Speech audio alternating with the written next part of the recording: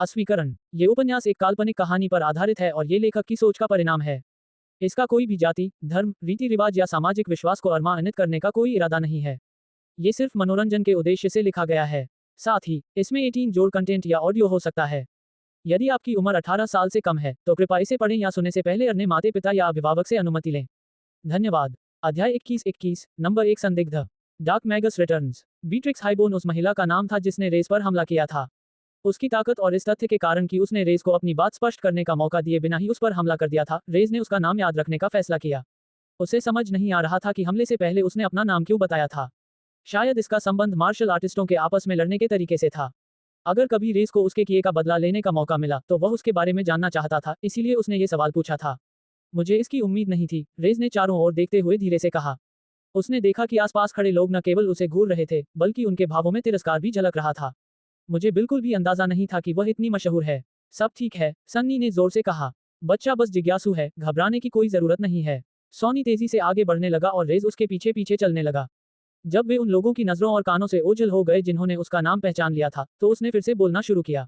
उस नाम का जिक्र शायद आप जोर से नहीं करना चाहेंगे, वरना दहशत फैल जाएगी, सन्नी ने समझाया।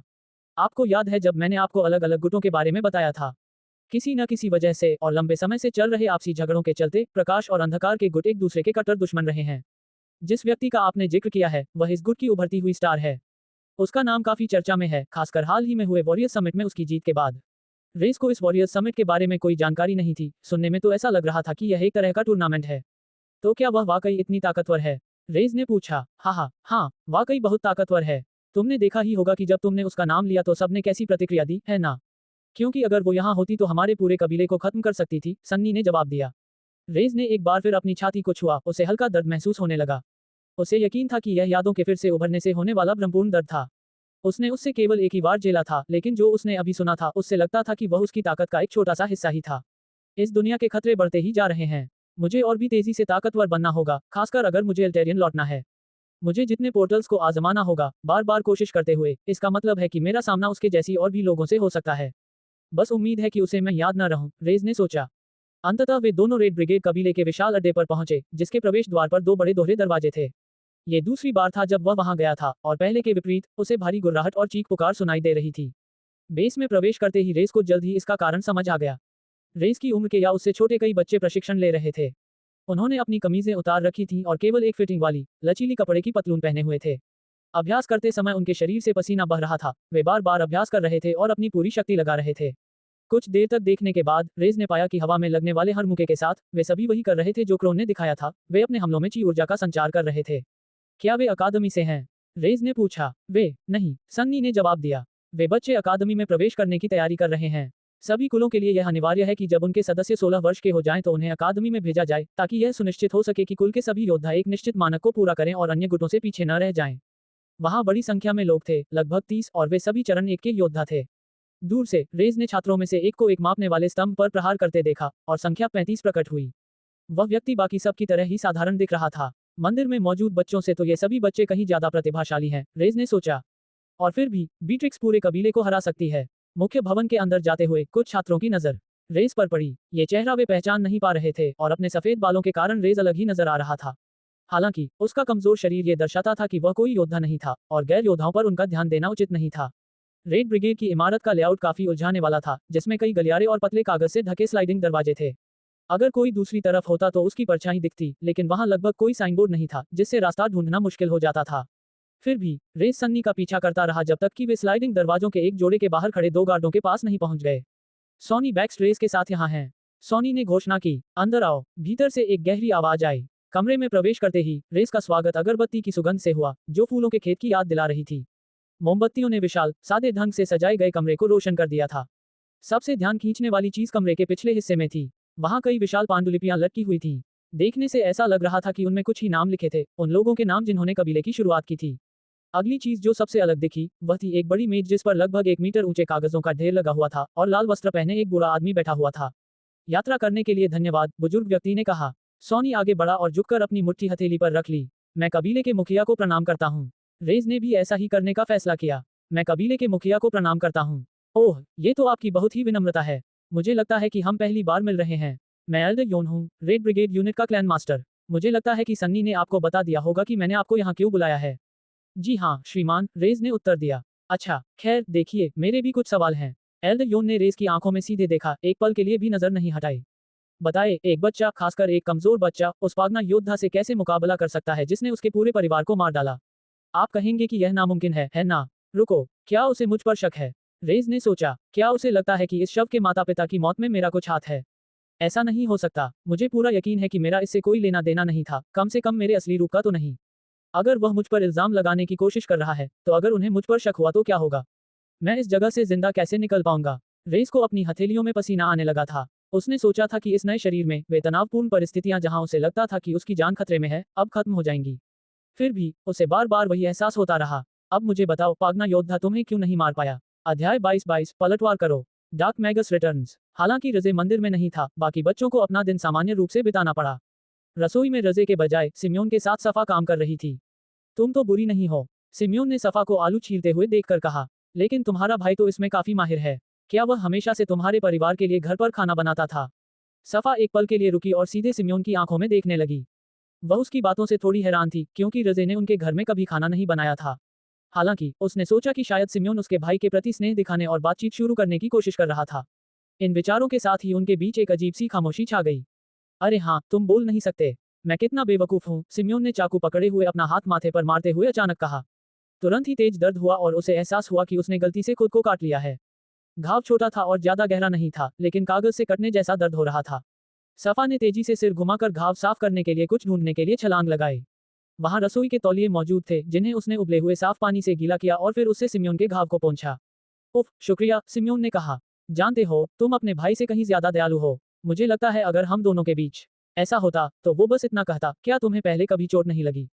और फिर ऐसे आलू छीलने लगता जैसे कुछ हुआ ही नहीं। या शायद मजाक में कहता, उम्मीद है तुम इस चाकू से आलू छीलना जारी नहीं रखोगे। सिम्योन द्वारा रजे की नकल करने पर सफा हंस पड़ी, क्योंकि वह आसानी से अपने भाई की ऐसी ही प्रतिक्रिया की कल्पना कर सकती थी। कम से कम उसके नए रूप की तो। दोनों ने अपने अपने काम फिर से शुरू कर दिए। चारों ओर फैली खामोशी में, जो सिम्योन जैसे बातूनी व्यक्ति के लिए असामान्य थी, उसे कुछ बोलने की जरूरत महसूस हुई। जानते हो, ये अच्छी बात है कि तुम्हारे पास रेज है और उसके पास तुम हो। तुम दोनों इस जगह पर एक दूसरे का साथ दे सकते हो। और अगर कभी तुम्हें यहाँ से जाना पड़े, तो कम से कम तुम अकेले तो नहीं रहोगे। सिम्योन बर्तन के नीचे नाचती हुई लपटों को घूर रहा था, जिनमें पानी उबल रहा था। ये लपटें उसे पुरानी यादें दिला रही थी, खासकर परिवार के बारे में सोचते हुए। मेरी एक बहन थी, और जाहिर है मेरे माता पिता भी थे, उसने कहना शुरू किया। लेकिन हमारे गांव में एक पोर्टल टूट गया। राक्षस प्रकट हुए और मेरे परिवार समेत सभी को मार डाला। अंत में एक भटकते हुए पागना योद्धा ने मुझे बचाया और मुझे यहाँ ले आया। मेरी कहानी को देखते हुए तो यही लगता होगा कि मैं किसी शो या कहानी का मुख्य किरदार हूंगा। सिम्योन ने मुट्ठी इतनी जोर से भींची कि वो कांपने लगी। वो अपनी भावनाओं को काबू में रखने की कोशिश कर रहा था और आंखों से कुछ और निकलने से पहले उसे अपने दिल में ही दबा लेना पड़ा। मैंने सोचा था कि अपने परिवार को खोने से मिले दृढ़ संकल्प का इस्तेमाल करके मैं एक शक्तिशाली पागना योद्धा बन सकता हूँ, ताकि जो मेरे साथ हुआ वो दूसरों के साथ न हो। लेकिन जैसा कि आप मेरे मार्शल आर्ट कौशल से समझ सकते हैं, मैं मुख्य किरदार बनने लायक नहीं हूँ। और लगता है आपका भाई भी नहीं है। फिर उसने सफा की तरफ देखा। सफा, मुझे लगता है कि यह तुम हो सकती हो। तुम्हें अपने भाई की रक्षा करनी पड़ सकती है, इसलिए मजबूत रहो, ठीक है? हालांकि दूसरे लोग रेस को कमजोर समझते थे, सफा इससे सहमत नहीं थी, खासकर बदले हुए रेस को देखकर। फिर भी उसने सिम्योन को नाराज न करते हुए उसकी बात का जवाब सिर हिलाकर दिया। उसने सिम्योन की उपस्थिति को सराहा और उसे दिलासा भरी मुस्कान दी। नाश्ते की तैयारी लगभग पूरी हो चुकी थी। सफा ने मेज पर प्लेटें और चम्मच कांटे लगा दिए, जबकि सिम्योन को व्यंजन परोसने का काम सौंपा गया। तभी उसने अपने पीछे दरवाजा खुलने की आवाज सुनी। अरे श्रीमान क्रोन, ये लगभग 10 मिनट में तैयार हो जाएगा, सिम्योन ने उबले हुए आलू और सब्जियां एक कटोरे में डालते हुए घोषणा की।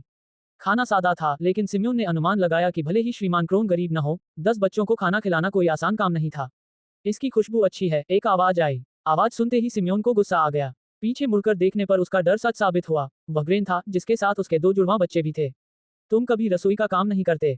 तुम्हारे यहाँ होने का कोई कारण नहीं है, सिम्योन ने कहा। आप सही कह रहे हैं। हम तो बस बदलाव के लिए मदद करना चाहते थे, ग्रेन ने बेपरवाही से जवाब दिया, अपने कंधे उचकाते हुए और खाने का कटोरा उठाते हुए। आपको पता है, हमने हाल ही में एक विशेष छात्रा का स्वागत किया है। वह अविश्वसनीय रूप से प्रतिभाशाली है। हर कोई उसके बारे में बात कर रहा है, खासकर दूसरे बच्चे, ग्रेन ने गियो से कुछ लेते हुए टिप्पणी की। उसके हाथों में हरे धब्बों से सजा एक बैंगनी मशरूम था। उसने सावधानी से मशरूम को मसलना शुरू किया, जिससे उसका विशिष्ट रंग कम दिखाई देने लगा। एक विलक्षण छात्र विलक्षण भोजन का हकदार है, क्या आप सहमत नहीं हैं, सिम्योन? ग्रेन ने मुस्कुराते हुए एक कटोरे में मशरूम के टुकड़े बिखेरे। हम इसे अपने विशेष अतिथि के लिए बचाकर रखेंगे। सिम्योन ने ग्रेन की निगाहों से बचते हुए जमीन की ओर देखा। तीनों की उपहास भरी हंसी और पहले की उनकी मुस्कुराहट ने उसके पेट में अजीब सी बेचैनी पैदा कर दी थी। फिर भी उसकी बेचैनी का सबसे बड़ा कारण उसकी अपनी अपर्याप्तता की भावना थी। क्या ग्रेन इतना आश्वस्त है कि उसे लगता है कि वह बिना किसी परिणाम के मेरे सामने ऐसा कर सकता है?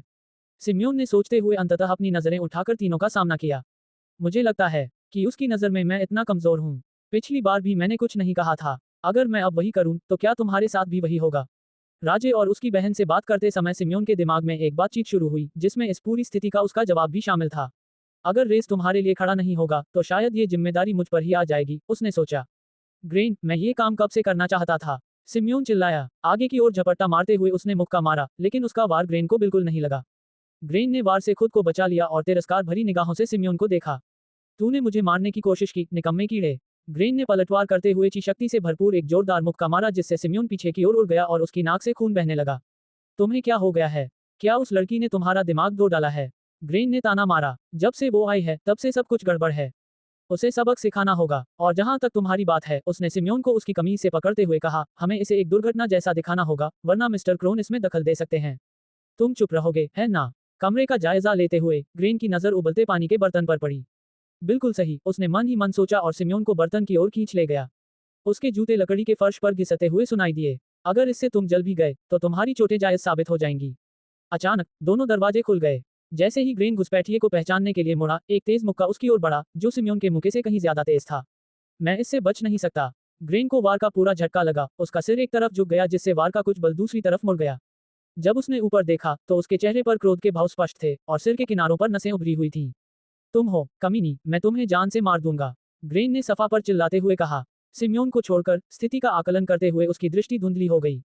धिक्कार है, वह संख्या में कम है। वह ग्रेन और जुड़वा बच्चों का सामना नहीं कर सकती। मुझे इसे किसी भी तरह रोकना होगा, इससे पहले कि उसे सच में चोट लगे। मैं रेस को अपनी बहन को खोने नहीं दे सकता, जैसे मैंने अपनी बहन को खोया।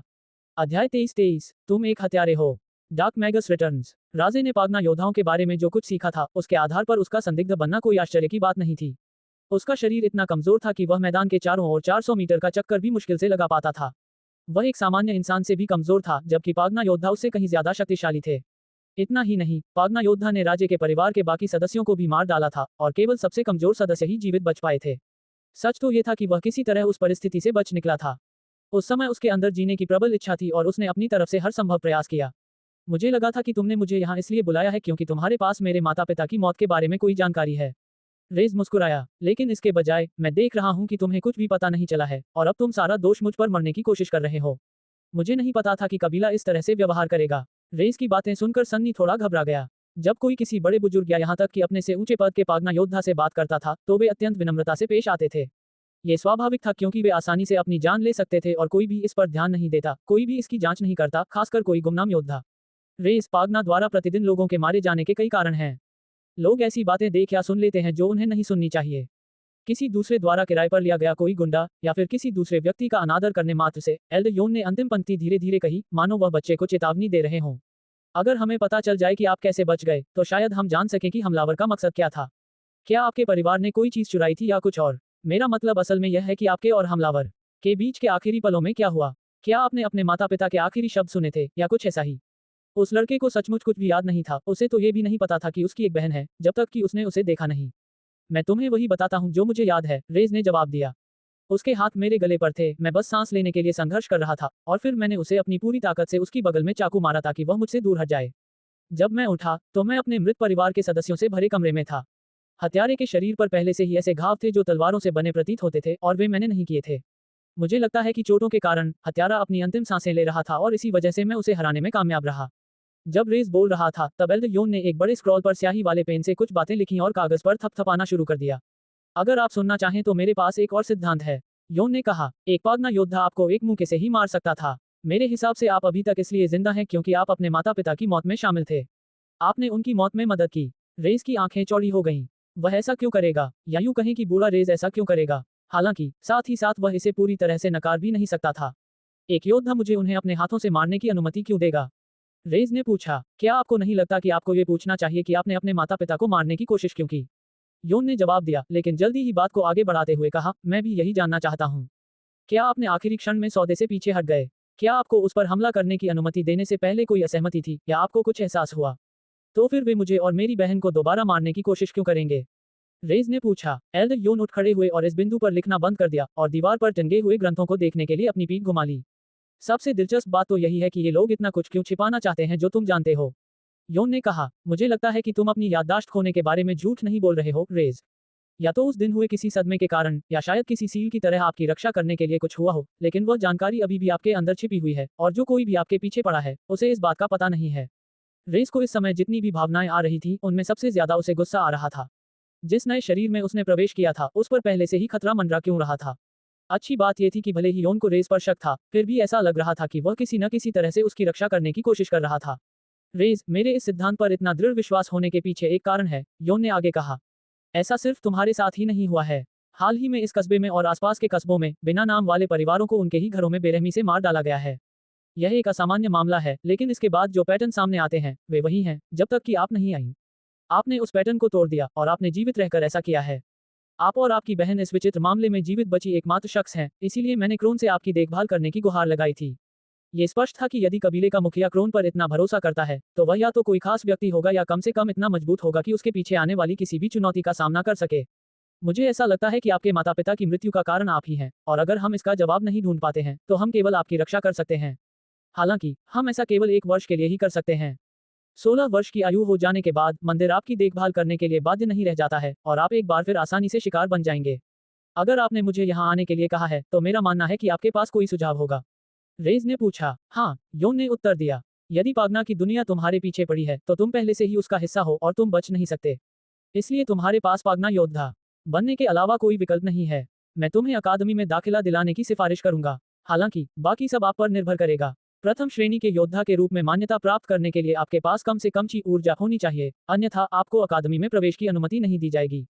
काश ये जादू होता तो रेस को इतनी चिंता नहीं करनी पड़ती, लेकिन उस बातचीत से उसे कुछ और भी समझ में आया था। सोचो, इस बात की क्या संभावना है कि जिस शरीर में मैं निवास कर रहा हूँ वह भी एक हत्यारा हो सकता है। अध्याय 24-24 एक दंड। Dark Magas returns. सफा जब रसोई में लौटी तो उसे दरवाजे के दूसरी तरफ से बातचीत की आवाज सुनाई दी। उसने दरवाजा धक्का देकर एक छोटे से छेद से झांक कर देखा कि क्या हो रहा है, और उसे बहस का आखिरी हिस्सा ही सुनाई दिया। उसने सिम्योन को पिटते हुए नहीं देखा था, लेकिन वह समझ सकती थी कि आगे उसके साथ क्या होने वाला है, और वह ये भी जानती थी कि सिम्योन क्या करने की योजना बना रहा है। उसके हाथ कांप रहे थे। इन लोगों को क्या हो गया है? सफा ने सोचा, ये लोग मुझे निशाना बना रहे थे और अब क्या? सिर्फ इसलिए कि सिम्योन मेरे बगल में है, क्या वे उसे भी निशाना बना रहे हैं? क्या मेरे आसपास के लोग मेरी वजह से घायल हो रहे हैं? सिम्योन के खून से सने चेहरे को देखकर उसे अलमारी में छिपकर बैठे हुए सुनी गई आवाजों की याद आ गई। फिर उसे रेस का चेहरा और उसके चेहरे के हाव भाव याद आए। इससे उसके मन में एक और विचार आया। उन्होंने कहा कि अगर मैं इसे रोकना चाहता हूं तो मुझे पलटवार करना होगा। इन विचारों के साथ उसने हिम्मत जुटाई और सिम्योन की रक्षा के लिए पूरी ताकत से दौड़ पड़ी। पास पहुंचते ही उसने 2 कदम आगे बढ़कर दोनों जुड़वा भाइयों को पीछे छोड़ दिया और एक मुक्का मारा जो सीधे ग्रेन के चेहरे पर लगा। हालांकि उस प्रहार में कुछ अजीब सा महसूस हुआ, वह ठोस नहीं लगा, मानो उसकी पूरी मुट्ठी प्रहार से टकराए ही न हो। तुम हो कमीनी, मैं तुम्हें जान से मार डालूंगा, ग्रेन ने सफा पर चिल्लाते हुए कहा। तुरंत ही जिन 2 जुड़वा भाइयों को अब तक नजरअंदाज किया गया था वे भौहें चढ़ाए सफा की ओर बढ़े। जैसे ही उसने उन्हें पास आते देखा वह मुड़ गई और गियो के पहले वार से बच गई। हालांकि वह बियो के बिल्कुल करीब आ गई, जिसने अंततः उसकी दोनों भुजाओं को पकड़ लिया। इस स्थिति से निकलने की कोशिश में उसने अपने पैर ऊपर उठाए और पीछे की ओर लात मारने की तैयारी करने लगी। लेकिन इससे पहले कि वह कुछ कर पाती, गियो ने उसके पैर के किनारे पर जोर से लात मारी, जिससे उसकी पिंडली पर चोट लगी। सफा का चेहरा दर्द से भरा हुआ था, लेकिन उसके गले से लगभग कोई आवाज नहीं निकली। केवल धीमी खामोश कराहें सुनाई दे रही थी, मानो कोई फुसफुसा रहा हो। ग्रेन धीरे धीरे उसके पास गया, जबकि दोनों जुड़वा बहनें उसे पकड़े हुए थीं। क्यों नहीं चिल्लाती? शायद तब कोई आकर तुम्हारी मदद कर दे, ग्रेन ने मुट्ठी कसते हुए कहा। उसने अपनी आंखें बंद कर लीं और ध्यान केंद्रित किया ताकि वह और अधिक ऊर्जा एकत्रित कर सके। तुम क्या कर रहे हो? सिम्योन चिल्लाया। क्या तुम उसे मारना चाहते हो? रुको! दरवाजों के फड़फड़ाकर खुलने की आवाज फिर से सुनाई दी और तुरंत ही कमरे में दबाव की एक लहर दौड़ गई। तुम सब आखिर कर क्या रहे हो? क्रोन चिल्लाया। उनकी आवाज मात्र से ही हवा का एक झोंका उठा, जिससे उनके बाल उड़ने लगे, और उनकी उभरी हुई आंखों को देखकर ही कोई भी बता सकता था कि वह कितने गुस्से में थे। श्री क्रोन! ग्रेन चिल्लाया और तुरंत झुकने के लिए आगे बढ़ा। उसने अपना सिर नहीं उठाया और जल्द ही बाकी जुड़वां भी उसके पीछे पीछे झुक गए। ऐसा नहीं है जैसा दिख रहा है, महोदय, ग्रेन ने कहा। ऐसा लग रहा था कि सिम्योन उसे खाना पकाने के कुछ टिप्स दे रहा था। उसे यह बात अच्छी नहीं लगी और अचानक उसने उसे मार दिया। हम तीनों ने शोर सुना और अंदर भागे, हम उसे रोक रहे थे। है ना? ग्रेन ने सिम्योन की ओर मुड़कर देखा, जो किसी तरह अपने शरीर के ऊपरी हिस्से को फर्श से ऊपर उठाने में कामयाब हो गया था और अलमारियों के सहारे टिका हुआ था। तुम्हारे चेहरे पर यह भाव मैं पहचानता हूँ। तुम मुझे बता रहे हो कि अगर मैं तुम्हारे इस खेल में शामिल नहीं हुआ तो तुम मेरी जिंदगी नरक बना दोगे। हा हा, कितना बेवकूफ है। नहीं, सिम्योन ने कहा। सर, मेज पर रखे खाने को देखिए। खाना बनाते समय ग्रेन अंदर आया और उसने एक तरह का मशरूम पीसकर खाने में मिला दिया। वह ये सुनिश्चित करना चाहता था कि सफा उसे खा ले। मैंने उसे रोकने की कोशिश की और नतीजा ये हुआ कि सिम्योन हर शब्द के साथ मुस्कुरा रहा था। वह खुश था, क्योंकि उसने आखिरकार ग्रेन के बारे में जानकारी दे दी थी। ये सच नहीं है, बस करो। ग्रेन के कुछ और कहने से पहले ही क्रोन चिल्लाया। वह जानता था कि सिम्योन झूठ बोलने वाला नहीं था। भला वह झूठ क्यों बोलेगा अगर उसका हमलावर भागने ही वाला हो। आज तुम तीनों को खाना नहीं मिलेगा। अगर तुम मुक्केबाजी का सही इस्तेमाल करना नहीं सीख सकते, तो फिर तुम्हें मुक्केबाजी करने की इजाजत बिल्कुल नहीं मिलेगी। अगले आदेश तक तुम प्रशिक्षण में भाग नहीं ले सकते। क्रोन ने आदेश दिया। ग्रेन पलटकर जवाब देना चाहता था, कुछ कहना चाहता था, लेकिन जब उसने झुकी हुई मुद्रा से ऊपर देखा और क्रोन के चेहरे पर भाव देखा, तो वह भयभीत हो गया। एक आभा के कारण वह अपने वास्तविक आकार से कई गुना बड़ा दिखाई दे रहा था। उसे डर था कि कुछ और कहने से उसकी सजा और बढ़ जाएगी, इसलिए उसने फिलहाल चुप रहने का फैसला किया। दोपहर का समय था और क्रोन अपने दफ्तर में डेस्क पर बैठे छत को घूर रहे थे। अभी अभी जो कुछ हुआ था, उसके बारे में सोचते हुए उन्होंने एक गहरी आह भरी। वो मशरूम तो जहरीले थे। सफा जैसे छोटे बच्चे के लिए इतनी मात्रा जानलेवा हो सकती थी। ग्रेन को ये सब मिला कहाँ से? क्रोन ने अपना सिर हिलाना शुरू कर दिया। उसे वो दिन याद आ रहा था जब वो पहली बार ग्रेन से मिला था। मुझे डर था कि कुछ गड़बड़ हो सकती है। मुझे उम्मीद थी कि कुछ मार्गदर्शन से मैं उसे बदल सकता हूँ, लेकिन क्या वह अपने अतीत से बहुत ज्यादा प्रभावित था? मैं उसकी प्रतिभा से इतना प्रभावित हो गया था कि मुझे लगा कि मैं उसे संवार सकता हूँ। यही मेरी गलती है। ये गंभीर मामला है। अगर मैं उसे अनाथालय से निकाल दूं, तो क्या होगा? दूसरे लोग उसका फायदा उठाने की कोशिश कर सकते हैं। अपनी उंगलियों को थपथपाते हुए वह सबसे उपयुक्त कार्रवाई के बारे में विचार कर रहा था, ये जानते हुए कि स्थिति और भी बिगड़ सकती है। दिन का बाकी हिस्सा सामान्य रूप से चलता रहा। ग्रेन और जुड़वा बच्चों को भी अपने काम पूरे करने पड़े, हालांकि ऊर्जा की कमी के कारण उन्हें थोड़ा धीरे धीरे काम करना पड़ा। मेहनत करने वाले बढ़ते बच्चों के लिए 2 वक्त का खाना छोड़ना चुनौतीपूर्ण था। सिम्योन और सफा दोनों ने उन तीनों से बचने की पूरी कोशिश की और बाकी बच्चों के बीच अफवाहें फैल रही थीं। मैंने सुना है कि ये एक प्रेम त्रिकोण है, सब लोग सफा के लिए लड़ रहे हैं। नहीं, ग्रेन बस इसलिए परेशान है क्योंकि वह छोटा है। उसके अंदर बहुत सारी दबी हुई ऊर्जा है। तुम्हारा मतलब है कि वह बस एक बदतमीज इंसान है? हाँ, मैं इससे सहमत हूँ। जब बच्चों ने देखा कि मिस्टर क्रोन उनके साथ अलग तरह से व्यवहार कर रहे हैं, तो उनमें से कई ने अपनी झुंझलाहट सार्वजनिक रूप से जाहिर करना शुरू कर दिया, जो उन्होंने पहले कभी नहीं किया था।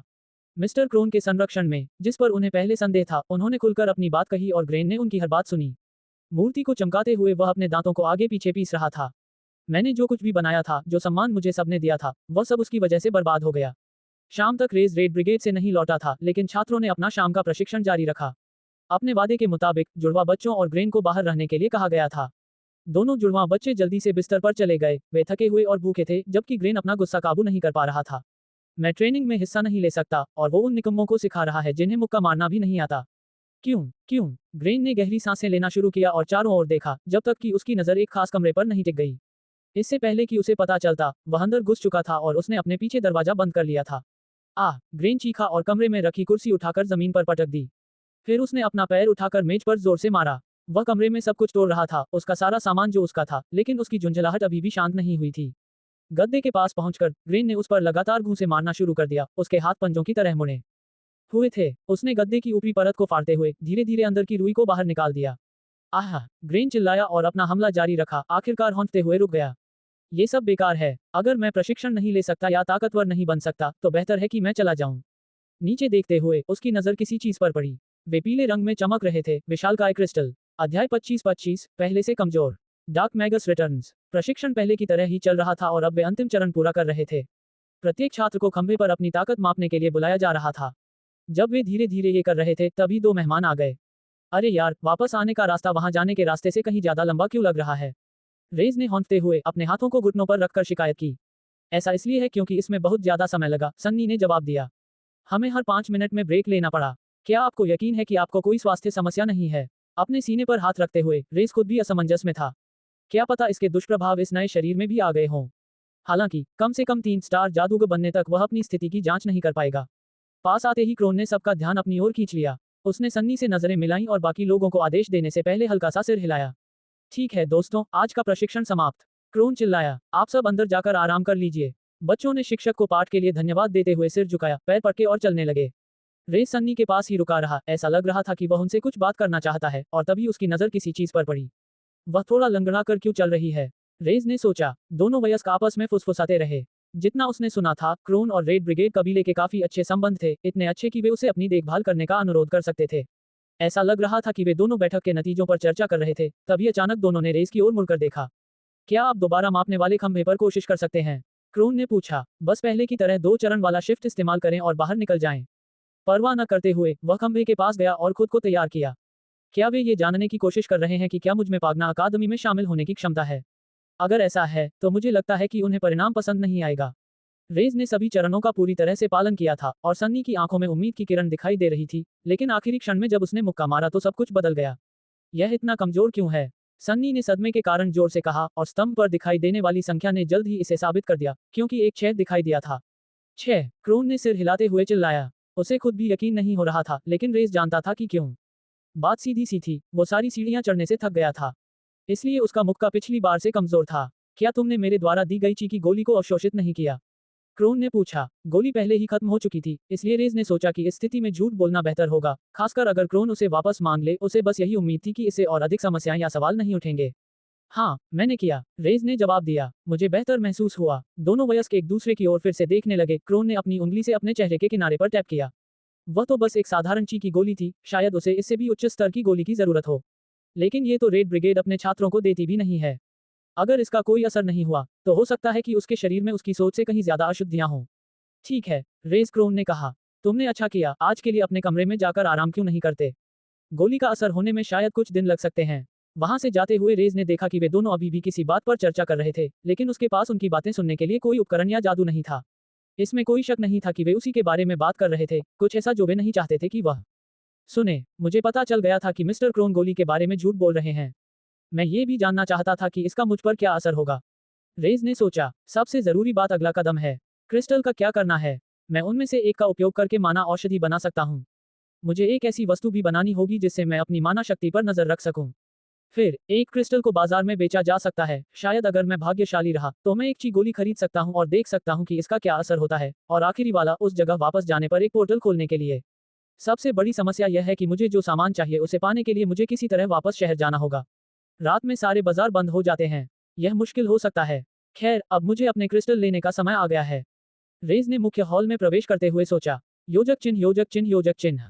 प्रशिक्षण समाप्त होने से कुछ देर पहले ग्रेन सफा के कमरे में घुस गया। जो कुछ हुआ था उससे क्रोधित होकर उसे पता भी नहीं चला कि उसका गुस्सा उस पर हावी हो गया था और उसने गद्दे समेत कमरे में मौजूद हर चीज को तहस नहस कर दिया था। हालांकि उसे मानो खजाना मिल गया था, क्योंकि उसे किसी तरह क्रिस्टल मिल गए थे। उसने जो क्रिस्टल देखा था उसे निकालते ही उसे महसूस हुआ कि उसके नीचे कुछ और भी है।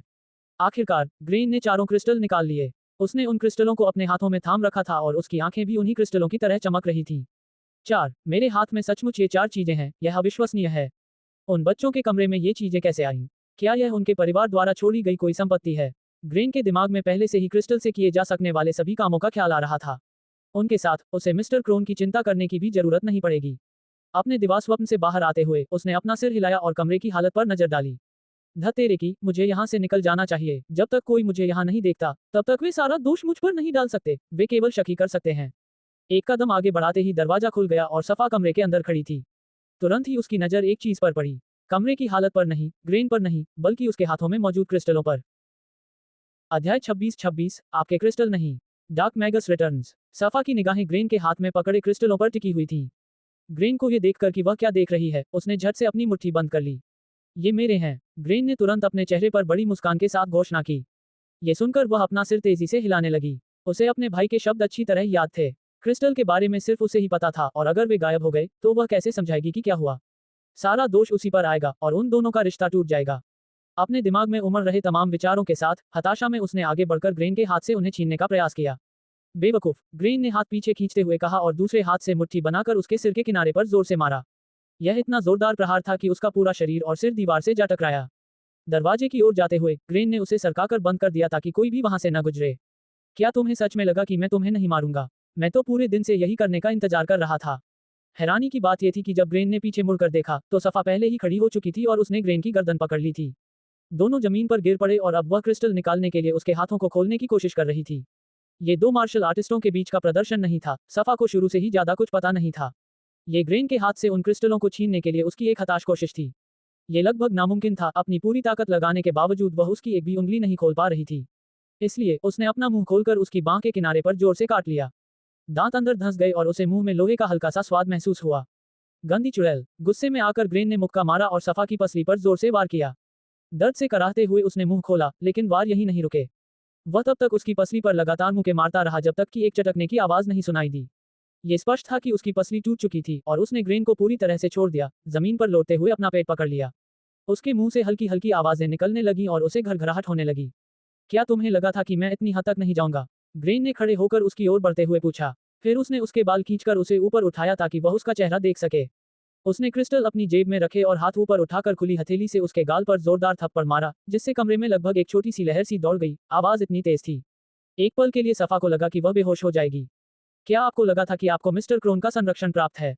आपके चेहरे के भावों से ऐसा लग रहा था कि आप जानते थे कि ये क्रिस्टल यहाँ है, लेकिन आपको इनकी कीमत का कोई अंदाजा नहीं है, ग्रेन ने समझाया। इनके साथ इससे कोई फर्क नहीं पड़ता कि श्री क्रोन मुझे निकाल दें। अरे, मैं खुद ही इस जगह से चला जाऊंगा। मुझे बस इतना करना है कि इनमें से एक क्रिस्टल किसी कबीले को दे दूं और वे खुशी खुशी मुझे स्वीकार कर लेंगे, और वह भी शिष्य के रूप में। मैं असली मार्शल आर्ट सीखना शुरू कर सकता हूँ, न कि यह घटिया नकली बकवास। फिर ग्रेन ने मुट्ठी बनाई और उसे पीछे खींचते हुए कहा, तो अब तुम देख लो, मैं तुम्हारे साथ जो भी करूं, कोई तुम्हें बचा नहीं सकता। तुम्हें अपनी औकात जान लेनी चाहिए थी। इस दुनिया में तुम्हारी कोई कीमत नहीं है। मुक्का जोर से मारा गया और सीधे उसकी नाक और मुंह पर पड़ा। मुक्का इतना जोर से लगा कि उसका होंठ उसके दांतों में धंस गया और उसका सिर पीछे की ओर घूमकर जमीन पर जा टकराया। उसके मुंह से खून बहने लगा और वह जमीन पर पड़ी रही। तुम खुशकिस्मत हो कि मैं अभी तक आधिकारिक तौर पर पागना योद्धा नहीं बनी हूं, वरना तुम्हें मारने पर मुझे मुसीबत में पड़ना पड़ता। पीछे मुड़कर ग्रेन कमरे से बाहर निकलने ही वाला था कि तभी उसे अपने पिछले पैर पर किसी के पकड़ने का एहसास हुआ। नीचे देखने पर उसने पाया कि सफा ने अपने दोनों हाथों से उसे जकड़ रखा था। वह पूरी ताकत से उसे पकड़े हुए थी। वे रेस के क्रिस्टल थे, वे उसके थे, ग्रेन के नहीं। उनकी कीमत और महत्व जानने के बाद वह ग्रेन को उन्हें कैसे ले जाने दे सकती थी? रेज ने क्या क्या झेला था, उन चीजों को पाने के लिए उसने क्या क्या किया था। उसका एक ही काम था और वो था क्रिस्टलों की देखभाल करना। फिलहाल उसे इसकी परवाह नहीं थी। अगर उसकी जान भी चली जाती तो भी वो उन क्रिस्टलों को वापस ले आती। क्या तुम आत्मपीड़क हो या कुछ और? क्या तुम्हें दर्द महसूस करने में मजा आता है? ग्रेन दांत पीस रहा था। उसका पैर उठा और उसने धक्का दिया, जो सीधे उसके सिर के ऊपरी हिस्से पर लगा। सफा की पकड़ अभी भी मजबूत थी, इसलिए उसने अपना पैर उठाया और बार बार नीचे पटका, जिससे उसके सिर पर चोट लगी। अंत में उसने सिर पर निशाना साधने का विचार छोड़ दिया और इसके बजाय अपने पैर में ची ऊर्जा प्रवाहित करके उसे सीधे उसकी बांह पर दे मारा, जिससे हड्डी टूट गई। घहा! उसने चीखने की कोशिश की, लेकिन उसके मुंह से निकली आवाज किसी फुसफुसाहट जैसी थी। कमरे के बाहर से कोई उसकी आवाज नहीं सुन सकता था और उनकी उम्र के बच्चों के कमरे में इधर उधर कुछ आवाजें आना कोई चिंता की बात नहीं थी, इसलिए किसी को उनकी तरफ ध्यान देने की जरूरत नहीं थी। ये तुम्हारी ही गलती थी। मैंने तुम्हें पहले ही जाने दिया था और फिर तुमने ये सब कर दिया। बेवकूफ लड़की, ग्रेन मुड़ गया। क्रिस्टल मिलने से जो खुशी उसे मिली थी, वो अब पूरी तरह से गायब हो गई थी। ग्रेन ने हाथ बढ़ाकर दरवाजा खोलने की कोशिश की, लेकिन इसके बजाय दरवाजा दूसरी तरफ से अपने आप खुल गया। दरवाजे के पास एक लंबा, सफेद बालों वाला लड़का खड़ा था। तुम मेरे कमरे में क्या कर रहे हो? रेज ने पूछा। अध्याय 27 आप एक क्रॉमवेल हैं। Dark Magas returns. रेज के कमरे में ग्रेन को देखकर सबको बहुत हैरानी हुई। उसके वहां होने का कोई कारण नहीं था। उसे देखकर रेज को सबसे ज्यादा चिंता इस बात की हुई कि क्या उसे क्रिस्टल मिल गए हैं या नहीं। वैसे भी उन्हें सबसे अच्छी जगह पर तो नहीं छिपाया गया था, लेकिन रेज उन्हें ज्यादा देर तक अपने पास रखने का इरादा भी नहीं रखता था। सफा क्या कर रही है? उसे मुझसे पहले यहाँ आ जाना चाहिए था, रज ने सोचा। किसी कारणवश ग्रेन के चेहरे पर बेचैनी के भाव थे। उसने अभी तक एक शब्द भी नहीं कहा था और उसके माथे पर हल्का पसीना था। अपने कंधे के पीछे से झांकते हुए रेस की नजर कमरे की हालत पर टिक गई। उसका दिल जोर से धड़कने लगा। उसकी नजरें कमरे में चारों ओर घूमने लगीं और उसने देखा कि गद्दा बुरी तरह से फटा हुआ है। एक बार फिर उसका दिल पहले से भी ज्यादा जोर से धड़कने लगा और उसके होंठ कांपने लगे। हालांकि कुछ ही देर में उसकी नाक में एक अजीब सी गंध आई, एक ऐसी गंध जिससे वह परिचित हो चुका था, खून की गंध। दीवार के किनारे और फर्श पर खून के धब्बे दिखाई दे रहे थे और हल्की सी घरघराहट सुनाई दे रही थी। अंत में उसकी नजर सफा पर पड़ी। वह जमीन पर पड़ी थी, उसके मुंह के किनारे से खून बह रहा था, उसके होंठ कटे हुए थे। उसकी बांह एक तरफ से मुड़ी हुई थी और उसका चेहरा कई जगहों से सूजा हुआ था। रेस का दिल न केवल पहले से ज्यादा जोर से धड़कने लगा, बल्कि और भी तेज हो गया। ऐसा लगा जैसे वह उसके गले से बाहर निकल आएगा। रेस के कुछ न कहने से ग्रेन को कंपकंपी छूट रही थी। इस आदमी को देखते ही मुझे अजीब सा एहसास हो रहा है। क्या वो अचानक अपनी बहन की परवाह करने लगेगा? अरे यार, मैं क्या बकवास कर रही हूँ, उसे उस हालत में डालने के बाद तो कोई भी करेगा। अगर उसने मुझे मारने की कोशिश की तो मुझे भी पलटकर जवाब देना होगा। मैंने तो वैसे भी यहाँ से जाने का फैसला कर लिया है। अपने विचारों में डूबे हुए रेज उसके पास से सीधे गुजर गया, मानो उसे अनदेखा कर रहा हो। फिर वह अपनी बहन के पास घुटनों के बल बैठ गया और उसके शरीर पर लगे जख्मों को ध्यान से देखने लगा। उसी क्षण ग्रेन ने वहां से निकलने का मौका देखा। दरवाजा खोलकर वह कमरे से बाहर भाग गया और पीछे मुड़कर नहीं देखा। जमीन पर पड़ी सफा अभी भी होश में थी। उसे अपने पास किसी की मौजूदगी का एहसास हुआ और उसने रज़े की तरफ देखा। देखते ही उसकी आंखों में आंसू भर आए। वह उसे बचाने में नाकाम रही थी, क्रिस्टल की रक्षा करने में असफल रही थी। अरे बेवकूफ, रेज ने कहा। क्या तुमने पलटवार करने की कोशिश की? रेस के पास कहने के लिए जितनी भी बातें हो सकती थी, उनमें से ये शब्द सुनकर वो हैरान रह गई। इस समय ये बात इतनी महत्वपूर्ण क्यों थी? मैंने उसके हाथों पर काटने के निशान देखे और उसे कुछ पकड़े हुए देखा। रेस ने गद्दे की ओर सिर घुमाते हुए कहा, फिर सफा की ओर देखते हुए बोला, बस मेरे सवाल का जवाब दो, क्या तुमने पलटवार किया? रेस के लहजे में थोड़ी झुंझलाहट सुनकर सफा ने सिर हिलाने का फैसला किया, हालांकि ऐसा करना उसके लिए दर्दनाक था। एक गहरी आह भरते हुए रेस ने अपना सिर अपनी छाती में झुका लिया और जमीन की ओर देखने लगा। मैंने सुना है कि हमारे परिवार का कोई नाम नहीं है, रेस ने समझाया। मुझे पहले कभी ऐसा महसूस नहीं हुआ कि मेरा कोई परिवार है, लेकिन एक समय मेरा एक नाम था, दूसरा नाम जो मुझे मेरे परिवार ने दिया था, लेकिन वे परिवार नहीं थे, वे तो बस इंसान के भेष में राक्षस थे। तुमने मेरी बात सुनी, तुम दूसरी ऐसी इंसान हो जिसने मेरी मदद करने की कोशिश की है। तुमने अच्छा किया और इस समय मेरे सीने में बहुत दर्द हो रहा है। इसलिए मैं तुमसे एक सवाल पूछना चाहता हूँ। आखिर में मैंने खुद को क्रॉमवेल उपनाम देने का फैसला किया है। तो सफा, रज ने उसकी आंखों में गहराई से देखते हुए कहा, मेरी बात सुनने के बदले में मैं तुमसे ये पूछता हूँ, क्या आप क्रॉमवेल उपनाम स्वीकार करते हैं? सफा को समझ नहीं आ रहा था कि रज़े क्या कह रहा है या उसकी बड़बड़ाहट क्या है, लेकिन वह उसके शब्दों में गहरा दर्द और ताकत महसूस कर सकती थी। उसकी आंखों से आंसू बह रहे थे, जिससे उसकी दृष्टि धुंधली हो गई थी।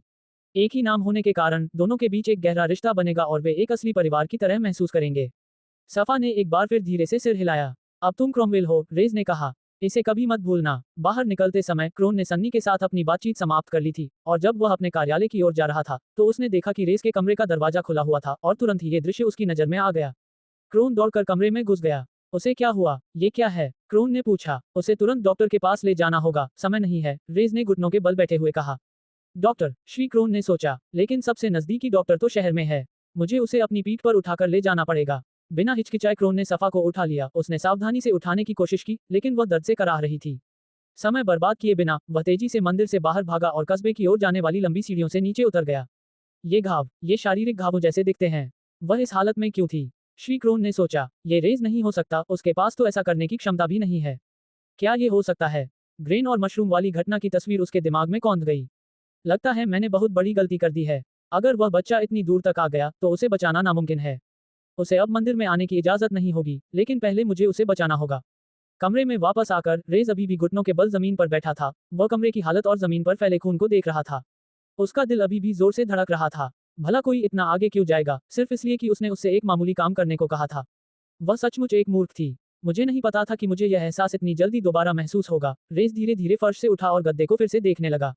लगता है पहली बार हम दोनों सहमत हैं। अपनी बहन के बारे में सोचते हुए रेज अपने शरीर में तीव्र प्रतिक्रिया महसूस कर रहा था। सतह पर उभर रही यह गहरी अंधकार में भावना रेज के लिए अपरिचित नहीं थी। जिसने मुझसे क्रिस्टल चुराने की हिम्मत की और जिसने तुम्हारी बहन को नुकसान पहुंचाया। रेज के शरीर से काली जादुई शक्ति सक्रिय हो गई और उसके हाथों में चक्कर लगाते हुए उसकी बांह पर फैल गई। उसके आसपास जमीन पर पड़ी कुछ वस्तुएं हवा में मौजूद माना ऊर्जा के प्रवाह के कारण हिलने लगी। ये छोटा कमीना ग्रेन कहाँ है? वह तो मर चुका है। अध्याय 28 दी गई सजा। Dark Magas returns. रेस के कमरे से बाहर निकलने के बाद ग्रेन तुरंत बड़े हॉल को पार करते हुए बाईं ओर मुड़ गया। वह मंदिर में ठहरे हुए लोगों के कई अन्य स्लाइडिंग दरवाजों के पास से गुजरा। अपना दरवाजा ढूंढकर उसने उसे खोला और अपने पीछे बंद कर लिया। दरवाजे के पीछे खड़े होकर ग्रेन ने जल्दी जल्दी गहरी सांसें लीं। ये क्या था? ग्रेन ने सोचा, जब भी मैं उस आदमी को देखता हूँ मुझे उससे डर क्यों लगता है? वो तो ऐसा इंसान भी नहीं है जिसे मैं सबक सिखाना चाहूँ। धिक्कार है, लेकिन अब मुझे सोचना पड़ेगा कि क्या करना है। अपनी जेब से क्रिस्टल निकालते हुए ग्रेन ने जांच की कि वे अभी भी वहीं हैं या नहीं। ऐसा करते समय उसने घबराकर क्रिस्टल जमीन पर गिरा दिए। उसकी हथेलियां पसीने से तर थीं। उसने झट से झुककर उन्हें उठाया और वापस अपनी जेब में रख लिया। सब ठीक है, सब बढ़िया है। ग्रेन ने सोचा, मैंने पहले ही इस जगह को छोड़ने का फैसला कर लिया है। वह मरी नहीं है, इसलिए वे मुझे किसी भी बात के लिए सजा नहीं दे सकते। ज्यादा से ज्यादा वे मुझे निकाल देंगे और मैं वैसे भी उन क्रिस्टल का इस्तेमाल करके किसी दूसरे कबीले में शामिल हो सकता हूँ। ये विचार उसके मन में बार बार घूम रहे थे, मानो उसे शांत करने की कोशिश कर रहे हों। लेकिन देखते ही देखते उसने एक थैला उठा लिया और अपना सामान उसमें भरने लगा। उसके पास ज्यादा कुछ नहीं था। मंदिर के ज्यादातर बच्चों के पास ज्यादा कुछ नहीं होता था। कुछ निजी सामान और कपड़े जो उन्होंने क्रोन से कभी कभार मिलने वाले जेब खर्च से खरीदे थे। भाड़ में जाए, ग्रेन ने सोचा, सबसे अच्छा यही होगा कि मैं अभी चला जाऊं। मुझे पता है कि वे मुझे वैसे भी बाहर निकाल देंगे, तो फिर यहाँ रुककर मिस्टर क्रोन से डांट सुनने का क्या फायदा? ये सब व्यर्थ है। चमड़े का थैला पीठ पर टांग कर उसने ऊपर का ढक्कन बंद करने वाली डोरी खींची और दरवाजा खोल दिया। उसने दाएं बाएं देखा, किसी को न देखकर उसने भागने का फैसला किया और मुख्य द्वार से बाहर निकल गया। बाहर शोर सुनकर सिम्योन ने अपना दरवाजा थोड़ा सा खोला और ग्रेन के जाने का आखिरी हिस्सा देख पाया। मुझे आश्चर्य है कि वह इस समय कहाँ जा रहा है। ग्रेन के पैर मुख्य भवन की सीढ़ियों से नीचे उतरकर आंगन में आ गए। कुछ कदम चलने के बाद वह अचानक रुक गया क्योंकि उसने आगे देखा। आंगन के बीचों बीच एक सफेद बालों वाला व्यक्ति अकेला खड़ा था। उसके पीछे सूरज धीरे धीरे डूब रहा था और शहर के पीछे छिपता जा रहा था और आसमान में अंधेरा छाने लगा था। तुम, ग्रेन ने हाथ घुमाते हुए चिल्लाया। क्या कर रहे हो? मुझे रोकने की कोशिश कर रहे हो? रेस के होठों का दाहिना हिस्सा ऊपर की ओर मुड़ गया। मुझे लगता है कि आपके पास मेरी कोई चीज है। मुझे बिल्कुल भी समझ नहीं आ रहा कि तुम क्या कह रहे हो, और अगर तुम मेरे रास्ते से नहीं हटे तो मैं तुम्हें पीट दूंगा, ग्रेन ने कहा और रेस की ओर बढ़ते हुए आगे बढ़ने लगा। मुझे उम्मीद थी कि आप यही कहेंगे, क्योंकि मैं सचमुच पीछे हटने का कोई कारण नहीं चाहता था। तेजी से आगे बढ़ते हुए ग्रेन ने अपने हर कदम में ची ऊर्जा का समावेश किया। यह एक ऐसी खासियत थी जो अन्य छात्रों के मुकाबले सिर्फ वही कर सकता था, न कि सिर्फ दो चरणीय बदलाव जैसी किसी कला का प्रदर्शन करते समय ची ऊर्जा का उपयोग करना। फिर उसने अपने पेट से ची ऊर्जा को अपनी मुट्ठी में प्रवाहित किया और रेस पर हमला करने के लिए तैयार हो गया। लेकिन रेस ने अपनी जगह से हिलना डुलना नहीं किया। इसके बजाय उसने अपना हाथ बगल में फैला दिया और उसके हाथ के चारों ओर काला जादू घूमने लगा, जो किसी तरल पदार्थ की तरह बहता हुआ दिखाई दे रहा था। यह क्या है? ग्रेन ने ऐसा पहले कभी नहीं देखा था। ये ची नहीं थी। ये किसी भी प्रकार की युद्ध तकनीक नहीं थी जिसे उसने देखा या सुना हो। फिर भी उसने आगे बढ़ने का फैसला किया। मैंने उस खंभे पर उसका स्कोर देखा, वह मुझे हरा नहीं सकता। अंधेरे की लहर, रेज ने हाथ बढ़ाते हुए घोषणा की। जादू की लहर उसकी हथेली से 1 इंच दूर से निकली और तेजी से आगे बढ़कर ग्रेन के पेट पर जा लगी।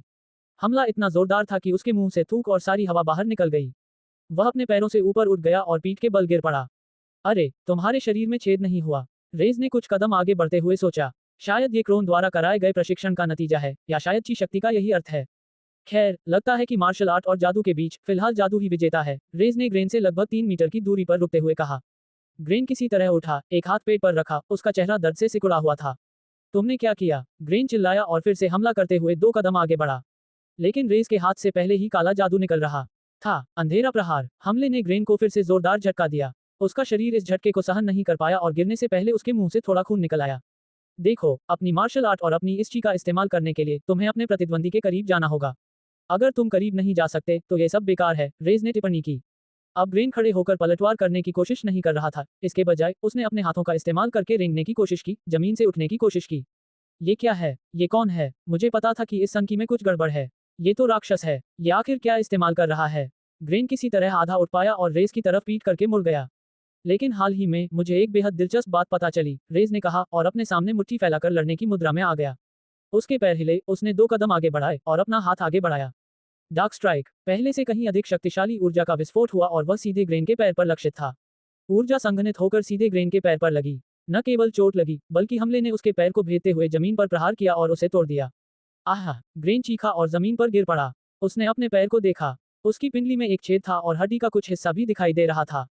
आहे! ग्रेन चीखता रहा। रेज आगे बढ़ा और ग्रेन की छाती पर लात मारी। अपनी कमजोर हालत में भी वह अपने प्रतिद्वंदी को थका देने के बाद कुछ कर दिखाने में कामयाब रहा। ग्रेन अब लड़ने की हालत में नहीं था। उसकी आंखों से आंसू बह रहे थे और उसका ध्यान सिर्फ एक ही बात पर था, वह बस जीना चाहता था। झुककर रेज ने ग्रेन की तलाशी शुरू की और अंततः उसे क्रिस्टल मिल गए। उन्हें उठाकर उसने अपनी जेब में रख लिया। मुझसे चोरी करना गलत फैसला था, बच्चे। क्या तुमने एक पल के लिए भी दिमाग लगाया? तुम्हें क्या लगता है कि मैंने ये क्रिस्टल कैसे हासिल किए? क्या तुम्हें लगा कि तुम इन्हें किसी ऐसे व्यक्ति से छीन सकते हो जो इन्हें हासिल करने में सक्षम है? रेज ने अपना पैर ग्रेन की छाती से हटाकर ग्रेन की बाईं कलाई पर जोर से दबाव डाला। लेकिन तुमने सबसे बुरा काम ये किया कि तुमने क्रॉमवेल को छुआ, रेज ने कहा, उसका हाथ जादू से फूल गया था। क्या ये उन्हीं शक्तिशाली हाथों में से एक है जिन्होंने उसके साथ ये सब किया? ग्रेन ने रेस की आंखों में टकटकी लगाकर देखा, मानो किसी तरह उससे विनती करना चाहता हो। लेकिन उसे वही भाव दिखाई दिया जो उसने पहले भी कई बार रेस की आंखों में देखा था। वे आंखें अंधकार में निर्जीव लग रही थी, मानो उनमें मानवता का कोई अंश ही न हो। जैसे जैसे रेस बोलता गया, उसके चेहरे पर कोई भावना नहीं झलकती थी। ग्रेन चाहे कुछ भी कहता, वह इस स्थिति से बच नहीं पाता। अंधेरी नाड़ी। हमले के दौरान रेस का हाथ छूट गया और वह ग्रेन की हथेली पर जा लगा, जिससे एक छेद हो गया जिसके आर पार देखा जा सकता था। डार्क पल्स, रेस ने फिर से कहा और ग्रेन के हाथ का एक और बड़ा हिस्सा तोड़ दिया। आह! ग्रेन चीखा और अपने पैरों को पटकने लगा। अंधेरी नाड़ी। हमले का एक बार फिर इस्तेमाल किया गया, लेकिन हाथ का कोई निशान नहीं बचा। बस एक खून से लथपथ छोटी कलाई, उसका हाथ पूरी तरह गायब हो चुका था। जमीन पर लगभग खून नहीं था, क्योंकि जादू से वह पूरी तरह झुलस कर काली पड़ गई थी। खून पूरी तरह से वाष्पित हो गया था। अपना पैर उठाकर रेस इंतजार करने लगा। तुरंत ही उसने देखा कि ग्रेन उठने की बेताब कोशिश कर रहा है। स्थिति बेहद गंभीर थी और अब समय आ गया था। रेस ने अपना काम कर दिया था। चलो इसे खत्म करते हैं, रेस ने घोषणा की। अध्याय 29 जीने की इच्छा। Dark Magas returns. रेस का हाथ ग्रेन के सिर के पिछले हिस्से की ओर इशारा कर रहा था। ग्रेन अपने पैरों पर खड़ा हो गया था और मंदिर के निकास द्वार की ओर लंगड़ाते हुए बढ़ रहा था, ठीक वैसे ही जैसे रेस ने पहले सफा को करते देखा था। ये देखकर रेस का दृढ़ संकल्प और भी पुख्ता हो गया। विध्वंस मत करो। मंदिर के दरवाजों से एक तेज चीख सुनाई दी। रेस ने ये देखने के लिए अपना सिर घुमाया कि वह कौन है और उसने सिम्योन को अपनी ओर दौड़ते हुए देखा। रुको, ऐसा कुछ मत करो जिसका तुम्हें बाद में पछतावा हो। सिम्योन चिल्लाया और ऐसा लग रहा था जैसे वह उसे रग्बी टैकल कर देगा। रेज ने उस जगह की ओर देखा जहां ग्रेन था, लेकिन वह पूरी तरह से गायब हो चुका था। धिक्कार है, रेज ने मन ही मन सोचा, अपना हाथ नीचे करते हुए और अपनी जादुई शक्ति को निष्क्रिय करते हुए। अगर वह इतनी जल्दी भाग निकला, तो क्या उसने किसी तरह की कुशलता का इस्तेमाल किया, या शायद ची ने उसकी मदद की? मुझे विश्वास नहीं हो रहा, खासकर उस घायल पैर के साथ। मेरी हालत में, मैं कभी उसका पीछा नहीं कर पाऊंगा। ये सोचते हुए उसने सिम्योन की ओर मुड़कर देखा, उसकी भौहें सिकुड़ी हुई थीं। क्या आपको पता है कि आपने अभी क्या किया है? दौड़ लगाने से सिम्योन की सांस फूल रही थी, इसलिए वह ठीक पहले ही रुक गया। देखो, मुझे भी वो आदमी उतना ही नापसंद है जितना किसी और को, लेकिन तुम यूं ही लोगों को चोट नहीं पहुंचा सकते। ऐसा लग रहा था जैसे तुम उसे जान से मार दोगे। क्या तुम सच में ये बोझ अपने कंधों पर उठाना चाहते हो? सिम्योन ने पूछा। लोगों को मारना? मैं आपसे पूछता हूँ, अगर कोई जंगली जानवर आपके परिवार को मार डाले या उन पर हमला करे, तो क्या आप उसे मारने के लिए अपनी पूरी ताकत लगा देंगे? रेज ने पलटवार किया। रेज को इस बात का पता नहीं था कि अतीत में एक पोर्टल से निकले राक्षसों ने सिम्योन के परिवार को मार डाला था। रेज द्वारा वर्णित घटना सिम्योन के मन पर गहरा प्रभाव छोड़ गई। बिल्कुल, मैं ऐसा करूंगा। मैं अपनी और अपने परिवार की रक्षा के लिए कुछ भी करूंगा, सिम्योन ने जवाब दिया। बिल्कुल सही, मैं अभी जो कर रहा हूँ, वो अपनी और अपने परिवार की रक्षा के लिए है। आपकी समस्या ये है कि आप इंसानों, जानवरों और पशु पक्षियों को अलग अलग समझते हैं। असल में, सब एक ही हैं। बल्कि, इंसान उन सभी जानवरों से कहीं ज्यादा क्रूर हैं। जानवर अपनी सहज प्रवृत्ति से काम करते हैं, जबकि इंसान काम करने का फैसला खुद लेते हैं। रेज ने हैरानी से कहा। रेज लगातार उस दिशा में देखता रहा जिधर ग्रेन गया था, लेकिन उम्मीद कम ही लग रही थी। उसने जो किया था, उसके बाद ग्रेन के लौटने की संभावना बहुत कम थी। सिम्योन तो रेस के शब्दों पर विचार करना बंद ही नहीं कर पा रहा था। याद रखना, सिम्योन, तुमने ही उसे भागने दिया। अगर वह वापस आया, तो वह आज सफा के साथ जो किया उससे कहीं ज्यादा बुरा कर सकता है। इसकी जिम्मेदारी तुम्हारी होगी, रजे ने सिम्योन के पास से गुजरते हुए कहा और मंदिर के अंदर वापस चला गया। रेस का बोलना, मनुष्यों और जानवरों को एक समान समझना, सिम्योन के लिए समझना मुश्किल था, और वास्तव में, वह उन्हें एक समान नहीं मानता था। ये स्पष्ट था कि वह मनुष्यों को बदतर समझता था। तुमने किस तरह का जीवन जिया? क्या इसलिए कि तुम्हारे परिवार को इंसानों ने मार डाला, मेरे परिवार को राक्षसों ने? सिम्योन ने सोचा, लेकिन तभी उसे एहसास हुआ कि उसने क्या कह दिया है और दूसरे शब्द उसके दिमाग में कौंध गए। रुको, सफा को क्या हुआ? क्या वह ठीक है? रजे, मुझसे बात करो। सिम्योन चिल्लाते हुए उसके पीछे भागा। रेस के लिए ये कठिन समय था, उसने कई बार डार्क पल्स का इस्तेमाल किया था, जिससे उसकी बहुत सारी माना शक्ति खर्च हो गई थी। उसे आराम की जरूरत थी, और वह सोच रहा था कि सिम्योन कितना देख पा रहा है। ग्रेन मंदिर के ठीक बाहर जंगल में दाखिल हो चुका था। रेस द्वारा किए गए घाव से उसका पैर दर्द से तड़प रहा था। उस क्षण की उत्तेजना में, रेस का ध्यान भटकने का मौका देखकर, उसके भीतर से ची की एक तीव्र धारा फूट पड़ी। ये ची किसी भी एड्रेनालाइन रश से कहीं अधिक शक्तिशाली थी। इससे ग्रेन को अपने घायल पैर पर दौड़ने की ताकत मिली, लेकिन ये ताकत क्षणिक थी। उसे पता नहीं था कि रेस उसका पीछा कर रहा है या नहीं, इसलिए ग्रेन ने जंगल में शरण लेने का फैसला किया। सूरज पूरी तरह डूब चुका था, चारों ओर घना अंधेरा था और यह डरावना था। हर पेड़ के मुड़ने पर, झाड़ियों के हिलने की हर आवाज पर, उसे लगा कि उसे सफेद बालों वाली आकृति दिखाई देगी, लेकिन ये केवल उसकी कल्पना थी। अंततः, ग्रेन को आराम करने के लिए एक बड़ी चट्टान मिल गई। उसे सांस लेने के लिए कुछ पल चाहिए थे क्योंकि उसकी सारी ऊर्जा समाप्त हो चुकी थी। ये क्या था? उसने मुझ पर क्या इस्तेमाल किया? उसने मेरी टांग को चीर डाला, और मेरा हाथ तो गया। ग्रेन की घबराहट साफ झलक रही थी। उसकी हालत बेहद खराब थी। वह मंदिर में वापस नहीं लौट सकता था, क्योंकि उसे न केवल श्रीक्रोन का बल्कि उस सफेद बालों वाले लड़के के क्रोध का भी डर था। इसके अलावा, उससे क्रिस्टल छीन लिए जाने के बाद, अब कोई भी कबीला उसे स्वीकार नहीं करेगा। अपना हाथ दोबारा ऊपर उठाते हुए, उसे एहसास हुआ कि स्थिति कहीं ज्यादा खराब थी। इस चोट के साथ, हर कोई मुझे विकलांग करार देगा। क्या मुझे अपना गुजारा चलाने के लिए कोई नौकरी भी मिल पाएगी? अपने घावों की जांच करते हुए उसने देखा कि उन्हें दाग कर बंद कर दिया गया था, इसलिए कम से कम खून तो नहीं बह रहा था। यह एक चिंता कम हो गई। जंगल के बीचों बीच मरना और आसपास के जानवरों द्वारा खाया जाना, शायद यही उसके लिए सबसे अच्छा विकल्प था। जंगल में और आगे बढ़ते हुए, ग्रेन ने उन घटनाओं पर विचार किया जिनके कारण वह वर्तमान संकट में फंसा था। निराशा से ग्रस्त होने के बावजूद, उसके अंदर जीवित रहने की प्रबल इच्छा थी, जिसने उसे मंदिर से दूर जाने के लिए प्रेरित किया।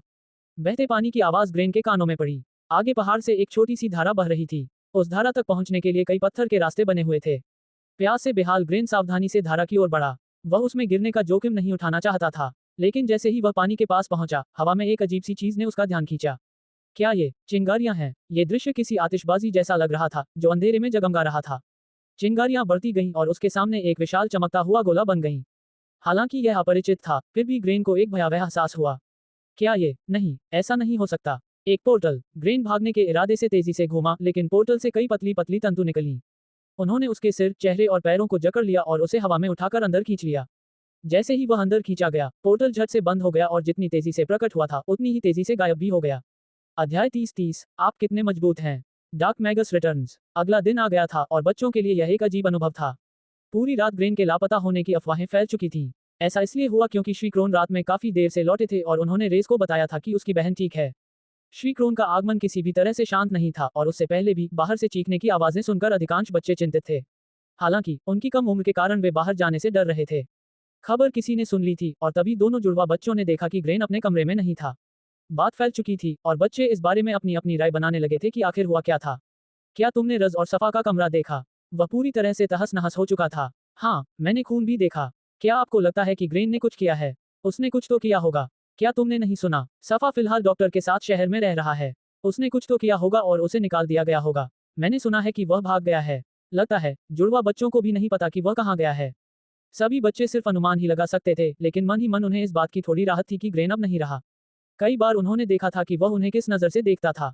अगर उन्हें क्रोन से मार्शल आर्ट का अभ्यास करते समय जरा सी भी प्रशंसा मिल जाती तो उन्हें किसी न किसी रूप में उसके क्रोध का सामना करना पड़ता, चाहे वह नाम पुकारने जैसी छोटी मोटी बातें ही क्यों न हों। ये स्पष्ट था कि पहले केवल ग्रेन को ही अपनी प्रतिभा दिखाने का मौका मिला था। इस समय सभी बच्चे एक साथ बैठकर नाश्ता कर रहे थे। श्री क्रोन ने इस बार नाश्ता बनाने का फैसला किया था ताकि बच्चे आपस में बातें और गपशप कर सकें। लेकिन एक व्यक्ति ऐसा था जो इस मूड में नहीं लग रहा था और वह था सिम्योन। उसने चम्मच में सूप का तरल पदार्थ उठाया और फिर उसे झुकाया, जिससे वह वापस कटोरे में गिर गया। जानते हो, खाने से खेलना असभ्य व्यवहार है, रेज ने उसके ठीक बगल में बैठते हुए कहा। उसे अपने इन शब्दों पर पछतावा हुआ क्योंकि यह उसकी आदत थी। उसे एहसास हुआ कि शायद अलग अलग दुनियाओं में एक जैसी आदतें नहीं होती। अरे, मुझे पता है, मुझे पता है। मुझे माफ करना, सिम्योन ने जवाब दिया। ये स्पष्ट था कि वह अपने सामान्य स्वभाव में नहीं था और इसका कारण यह था कि उसके मन में बहुत कुछ चल रहा था। राज को देखो, उसकी बहन डॉक्टर के साथ है और वह बिल्कुल भी चिंतित नहीं लग रहा है। और कल क्या हुआ था? उसने इतना सब कुछ किया और वह ऐसे व्यवहार कर रहा है जैसे कुछ हुआ ही नहीं। सिम्योन ने सोचा, लेकिन उसके मन में एक और भी बड़ा सवाल था। आखिर उसने किया क्या था? मेरा मतलब है, वह ग्रेन को कैसे हरा पाया और उसे इतना घायल कर पाया? मुझे समझ नहीं आया कि क्या हुआ। बस मुझे ऐसा महसूस हुआ कि अगर मैंने उसे उस समय नहीं रोका होता तो कुछ बुरा हो जाता। धिक्कार है। इससे भी बुरी बात यह है कि इसका मतलब है कि रेज वास्तव में ग्रेन से ज्यादा ताकतवर था। क्या इसका मतलब यह है कि मैं इस पूरे मंदिर में सबसे कमजोर हो गया हूँ? मैं मजबूत कैसे बनूंगा? इस रफ्तार से तो मैं पागना अकादमी में दाखिला कैसे पाऊंगा? क्या मुझे रे से पूछना चाहिए? मतलब, अगर वह ग्रेन को हरा सका तो उसे कुछ तो पता होगा, है ना? लेकिन कल उसने मुझे डांटा था, उसके बाद तो ये बहुत अजीब लग रहा है। सच कहें तो रेस को इस बात की परवाह नहीं थी कि सिम्योन ने पिछली रात क्या किया था। उसके लिए सबसे जरूरी बात यह थी कि उसे अपने क्रिस्टल वापस मिल गए थे और अगर उसने ग्रेन को मार डाला होता तो उसके सामने और भी कई मुसीबतें खड़ी हो जाती। रेस का सिम्योन के प्रति सामान्य से थोड़ा शांत व्यवहार करने का कारण यह था कि वह ये जानने की कोशिश कर रहा था कि सिम्योन को क्या क्या जानकारी है। क्या उसने मुझे कल जादू करते देखा था? लेकिन फिर उसने कुछ कहा क्यों नहीं? अगर उसने मुझसे कुछ नहीं कहा तो कल रात उसके पास मिस्टर क्रोन से इस बारे में बात करने के कई मौके थे। शायद उसने कुछ देखा ही ना हो। अगर उसने कुछ देखा भी होता तो भी उसे समझ नहीं आता कि उसने क्या देखा, लेकिन फिर भी यह बात मुझे परेशान कर रही है। उसे पता है कि ग्रेन के साथ क्या हुआ, फिर भी वह कुछ नहीं कहता। क्या ऐसा हो सकता है कि वह मुझे ब्लैकमेल करने की योजना बना रहा हो? उस क्षण दोनों ने एक दूसरे को तिरछी नजरों से देखा और फिर तुरंत एक दूसरे से नजरें हटा लीं। अंततः नाश्ता समाप्त हो गया और श्री क्रोन ने सभी को बताया कि वे आज आराम कर सकते हैं। कोई भी काम करने की आवश्यकता नहीं है। इसी बीच उन्होंने रेस को अपने कार्यालय में मिलने के लिए आमंत्रित किया। श्री क्रोन ने कहा, मैं आपकी बहन रेस के बारे में आपसे थोड़ी और बात करना चाहता था। मुझे यकीन है कि आप उसके बारे में चिंतित हैं, लेकिन अगर कोई एक बात है जिससे आपको डरने की जरूरत नहीं है तो वह है ग्रेन का वापस आकर उसे नुकसान पहुंचाना। अगर मैंने उसे देखा तो मैं खुद उस बच्चे को पीटूंगा और अगर जरूरत पड़ी तो उसे लाइट गुड के हवाले कर दूंगा ताकि वे उससे निपट सकें। श्री क्रोन ने महसूस किया कि वह कुछ ज्यादा ही भावुक हो गए थे और उन्होंने अपना गला साफ किया। खैर, मैं ये पूछना चाहता था कि क्या आप शहर आकर अपनी बहन से मिलना चाहेंगे? आप अकेले नहीं होंगे, हम दोनों साथ जा सकते हैं। मैं सिम्योन से कहूंगा कि वह सुनिश्चित करें कि बच्चे फिलहाल मंदिर में ही रहें। श्री क्रोन ने सुझाव दिया। रेज ने झट से अपना सिर नीचे झुका लिया, इसलिए नहीं कि वह परेशान था, बल्कि इसलिए कि उसे अपने चेहरे पर स्वाभाविक रूप से आई मुस्कान को छिपाना था। ये तो बहुत बढ़िया है। रेज ने सोचा, मैं शहर जाकर कुछ सामान खरीदने का तरीका सोच रहा था। अगर मैं क्रिस्टल और अपनी काली जादुई शक्ति का इस्तेमाल करके कुछ चीजें हासिल कर लेता हूँ तो मैं वो सब बना सकता हूँ जिसकी मुझे उस पोर्टल पर वापस जाने के लिए जरूरत है। जब मैं ऐसा करूंगा तो इस बार और भी अधिक क्रिस्टल इकट्ठा करूंगा और 2 स्टार जादूगर बन जाऊंगा। उसके बाद मैं वहीं से आगे बढ़ सकता हूँ और अल्टेरियन लौटकर सभी ग्रैंड मैगस का सफाया कर सकता हूँ। रेस की योजना इतनी सटीक लग रही थी कि वह वहीं पर अपनी हंसी रोक लेना चाहता था, लेकिन उसने इस डर से खुद को रोक लिया कि मिस्टर क्रोन उसे पागल समझ लेंगे। जी हाँ महोदय, रेज ने उत्तर दिया। चलिए सफा का हालचाल लेते हैं और चलो कुछ सामान ले आते हैं, उसने बुदबुदाते हुए कहा। योजक चिन्ह योजक चिन्ह योजक चिन्ह योजक चिन्ह योजक चिन्ह। इसी बीच अपने कमरे में सिम्योन अपने मन में कई बातों पर विचार करता रहा। अगर मैं इसी तरह चलता रहा तो मैं कुछ भी नहीं बन पाऊंगा। मैं रेस के विचार से पूरी तरह सहमत नहीं हूँ, लेकिन मैं उसकी बात समझ सकता हूँ। बिना पूछे कुछ नहीं मिलता है ना। बिस्तर से उठते हुए सिम्योन में नया दृढ़ संकल्प जागा। मैं उससे ताकतवर बनने का तरीका पूछूंगा और अगर वह मुझे सिखाना नहीं चाहेगा तो मैं ग्रेन वाली स्थिति का इस्तेमाल करके उसे ब्लैकमेल कर सकता हूँ। यह एकदम सही रहेगा।